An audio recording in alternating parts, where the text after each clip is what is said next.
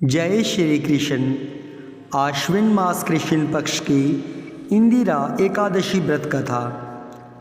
युधिष्ठिर बोले, हे मधुसूदन, आश्विन कृष्ण पक्ष की एकादशी का क्या नाम है, यह कृपा करके मुझसे कहिए। श्री कृष्ण जी बोले, आश्विन के कृष्ण पक्ष में इंदिरा नाम की एकादशी होती है, जो कि अधोगति को प्राप्त हुए पितरों को गति देने वाली है। राजन, सावधान होकर सुनो। पहले सत्ययुग में शत्रुओं को दबाने वाला इंद्रसेन राजा था। वह महिष्मतिपुरी में धर्म से प्रजा की रक्षा करता हुआ राज करता था। वह पुत्र, पौत्र और अन्न धन से युक्त और भगवान का परम भक्त था। एक दिन राजा सुख से सभा में बैठा था। बुद्धिमान नारद मुनि आकाश से उतरकर वहां आए। उनको आए हुए देखकर राजा हाथ जोड़कर खड़ा हो गया। विधि पूर्वक अर्घ्य देकर पूजन करके आसन पर बैठाया। सुख से बैठे हुए मुनि राजा से बोले कि हे राजेंद्र, तुम्हारे सातों अंग प्रसन्न तो हैं, तुम्हारी बुद्धि धर्म में है, तुम भगवान की भक्ति करते हो ना। नारद जी का वचन सुनकर राजा बोला, हे मुनि श्रेष्ठ, आपकी कृपा से मेरी सब जगह कुशल है। आपके दर्शन से मेरी सब यज्ञ की क्रिया सफल हो गई। हे विप्रो, आप कृपा करके अपने आने का कारण कहिए। यह सुनकर नारद जी बोले, हे राजा, मैं ब्रह्मलोक से यमलोक गया। यमराज ने भक्ति से मेरा पूजन किया।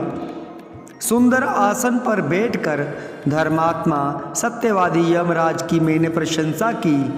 बहुत पुण्य करने वाले तुम्हारे पिता व्रत में विघ्न पड़ने के कारण यमराज की सभा में रहते हैं। उनको मैंने देखा है। हे जनेश्वर, उन्होंने जो संदेश कहा है उसको तुमसे कहता हूँ। उन्होंने कहा कि पूर्व जन्म के किसी विघ्न के कारण मैं यमराज के निकट रहता हूँ।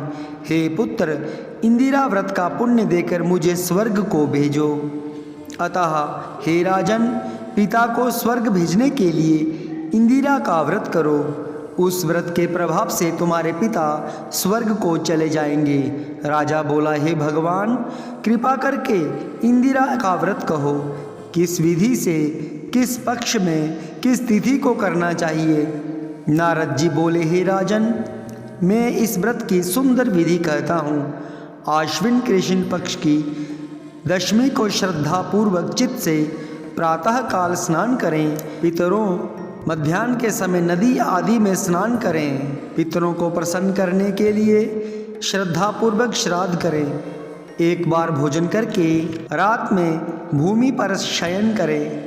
प्रातःकाल होने पर एकादशी को दातुन कुल्ला करके मुख धोवें। फिर भक्ति भाव से उपवास के नियमों को ग्रहण करें। नियम करके मध्याह्न के समय शालिग्राम की मूर्ति के सामने विधि पूर्वक श्राद्ध करके शुद्ध ब्राह्मणों का पूजन करके भोजन करावें, दक्षिणा दें। पितरों के श्राद्ध करने से जो अन्न बचा है उसको सूंघ कर गौ को देवे।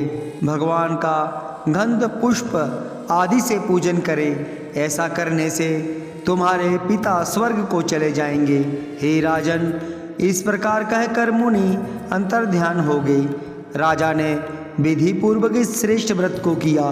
राजा ने रानी, पुत्र और नौकरों सहित व्रत किया। उससे आकाश से फूलों की वर्षा हुई। उसका पिता गरुड़ पर बैठकर स्वर्ग को चला गया।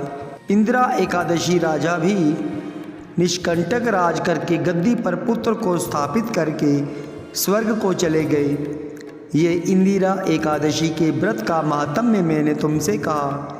इसके पाठ करने और सुनने से मनुष्य सब पापों से छूट जाता है।